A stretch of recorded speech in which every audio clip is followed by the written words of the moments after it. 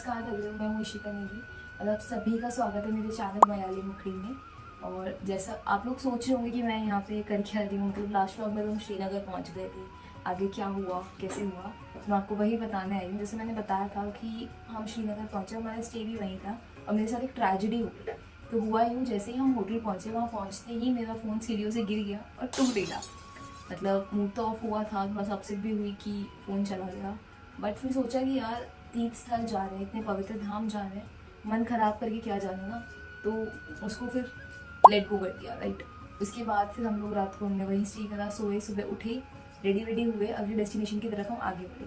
तो जब हम आगे बढ़ रहे थे तब पापा ने मुझे बोला कि तू वीडियोज़ रिकॉर्ड क्यों नहीं कर रही, तेरा फ़ोन टूट गया तो क्या हुआ, मम्मी का फ़ोन तो है, यूज़ दैट, उसको इस्तेमाल कर और वीडियोज़ बना। किसी चीज़ में इंटरेस्ट आया तो उसको बीच में मत छोड़, आगे कंटिन्यू कर। तो फिर मैंने वापस वीडियोस बनानी स्टार्ट करी और हम लोग चल पड़े अपनी अगले डेस्टिनेशन की तरफ। तो चलिए आगे कंटिन्यू करते हैं फिर। तो अब हम पहुंच चुके हैं माँ धारी देवी के मठ में। यहाँ पे पहुंच के हमारे दर्शन बहुत प्यारे हुए, बहुत अच्छे से दर्शन हुए। मतलब ज़्यादा भीड़ भी नहीं थी, माता को काफ़ी देर तक देखा भी, उनके साथ वहीं बैठे रहे हम लोग। और सोमवार का दिन था तो शिव जी को जल अर्पण वगैरह भी सब करा, वहाँ पे बहुत अच्छे से पूजा हुई। और उसके बाद फिर हम लोग ने नीचे जाके बोटिंग वगैरह भी करी। और उसके बाद हम लोग कहाँ बढ़े आगे वो ज़रूर देखिएगा।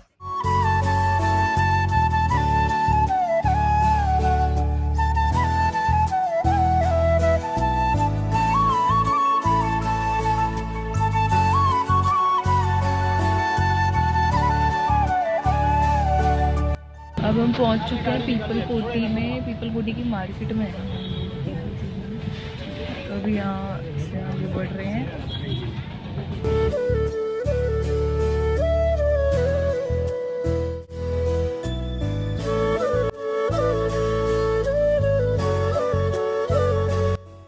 तो अब हम पहुंच चुके हैं होटल में खाना खाने के लिए। अब हम खाना खाएंगे। ब्लॉग बना रहे हैं। अच्छा, ब्लॉग सब आ रहे हैं धीरे धीरे। चश्मा भी आ गया। व्यू देखो, व्यू इतना सुंदर व्यू है। नहीं कहाँ चमोली तो हम पहली बार आ रहे हैं। हमारा पीपल कोटी भी क्रॉस हो चुका है। पीपल कोटी क्रॉस करने के बाद आके बैठे लंच करने को, तो अब कुछ खाएंगे बढ़िया सा टेस्टी टेस्टी। जैसा कि मैं आपको बता चुकी, हम लोग आ चुके हैं रेस्टोरेंट में खाना खाने। तो यहाँ के जो ओनर हैं अंकल जी, उन्होंने हमें बद्रीनाथ की और जहाँ हम बैठे हैं अभी गरुड़ गंगा, इस जगह का नाम है गरुड़ गंगा, यहाँ की पूरी कहानी बताई, क्या मान्यता है ये बताई। तो ये जगह जैसे मैं आपको बता चुकी हूँ, ये जगह है गरुड़ गंगा, जो कि लगभग 5 किलोमीटर दूर है पीपल कोटी से और चमोली जिले की वादियों में बहती है बेसिकली।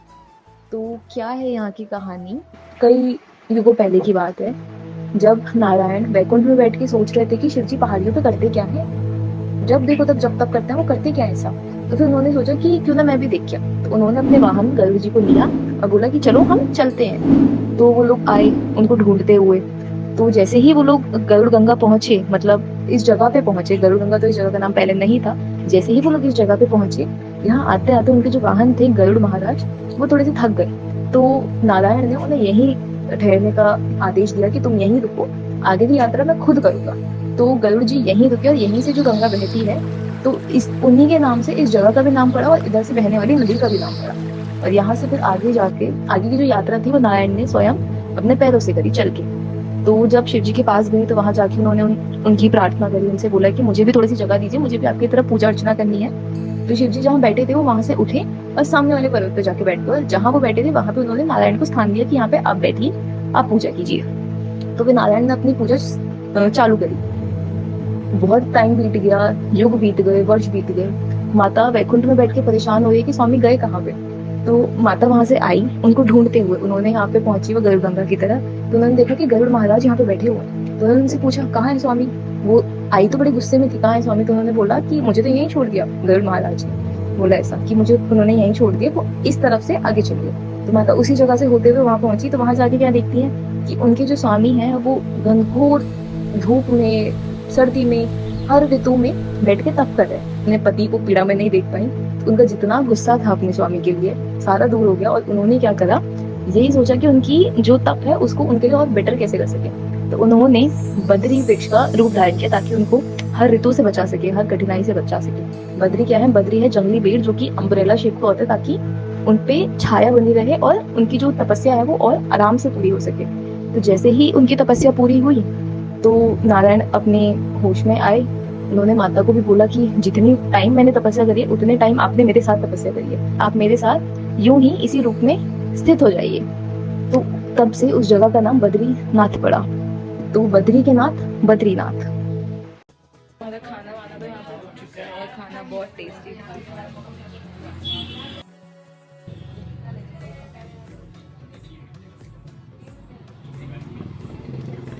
और नानी खाना कैसा लगा?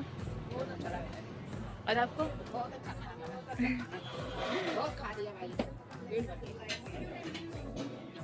चलिए चढ़। कैसा लगा? कैसा खाना? खाना बहुत अच्छा है, रेस्टोरेंट का स्टाफ भी बहुत अच्छा है, सब चीज़ बहुत बढ़िया। और अंकल जी ने तो हमें बहुत सारी बातें भी बताई। पीछे पीछे बैठूंगी, आके वीडियो बनाएगी। होटल का नाम है ये ओम श्री बजी home stay and restaurant. Restaurant इधर ना, मैं उतना ऊपर का दिखा रही हूँ। तो ये जगह है, हम अभी क्या बोलते हैं गरुड़ गंगा पे। अब यहाँ से हम आगे निकलेंगे अपनी बद्रीनाथ की यात्रा पे। अब अंकल जी ने जैसे बताया था, इस तरफ हमारे गरुड़ जी का पहाड़ है और उस तरफ को डायरेक्ट फेस कर रहे हैं वो।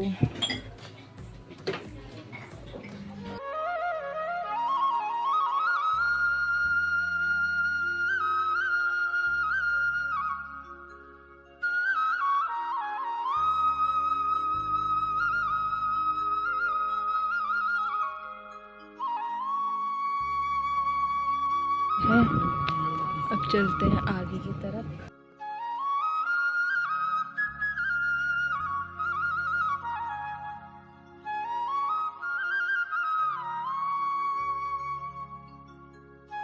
हम लोग वापस उतर गए हैं पानी चेंज करने, थोड़ा गर्म है, वापस ठंडा ठंडा पानी आ रहा है।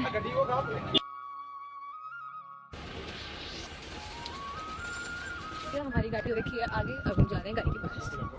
ओके बस हम यहाँ से आगे। पापा यहाँ से कितनी दूर है अभी? यहाँ से 40 किलोमीटर है।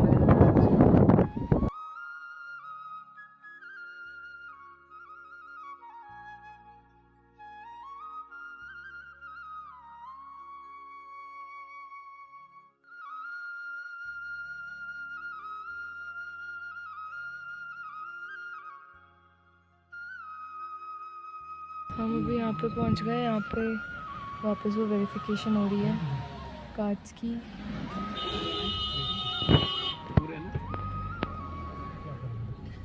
आगे बोर्ड लगा हुआ है बद्रीनाथ 22 किलोमीटर, मानस 27।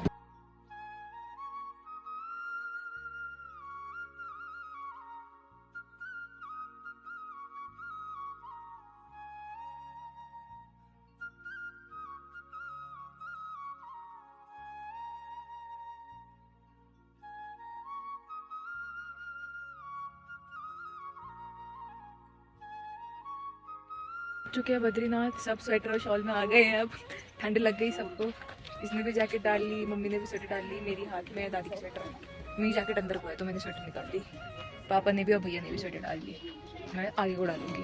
और वहाँ सामने पहाड़ में तो वो क्या बोलते हैं बर्फ़ पड़ी हुई है एकदम, और मतलब धूप पड़ रही है उसमें, तो ऐसा लग रहा है चांद नहीं चमकता, सिल्वर वैसे होता है, सुंदर एकदम। दिखाती हूँ। नीचे निकालने गई है गॉगल्स, जहाँ पे पिक्चर वाला व्यू दिखा वहाँ पे गॉगल्स पहन के फोटो खिंचाएंगे। अंधेरा हो गया तब तो कहाँ खिंचानी। इतना सुंदर हो रहा है, ठंडा ठंडा कोजी कोजी मौसम हो रखा है। तो अब हम पहुँच चुके हैं बद्रीनाथ धाम के मंगल द्वार तक। आगे के दर्शन आपको मिलेंगे अगले व्लॉग में, क्योंकि सब कुछ एक साथ डालने से ना वीडियो काफ़ी ज़्यादा लंबी हो गई थी। तो अगर आपको वीडियो पसंद आई हो तो लाइक शेयर सब्सक्राइब ज़रूर करना और कमेंट में ज़रूर बताना कि आपको कौन सा पार्ट सबसे ज़्यादा अच्छा लगा। मिलते हैं नेक्स्ट व्लॉग में, तब तक के लिए जय बद्री केदार, जय भैरव निरंकार, जय देवभूमि उत्तराखंड। बाय।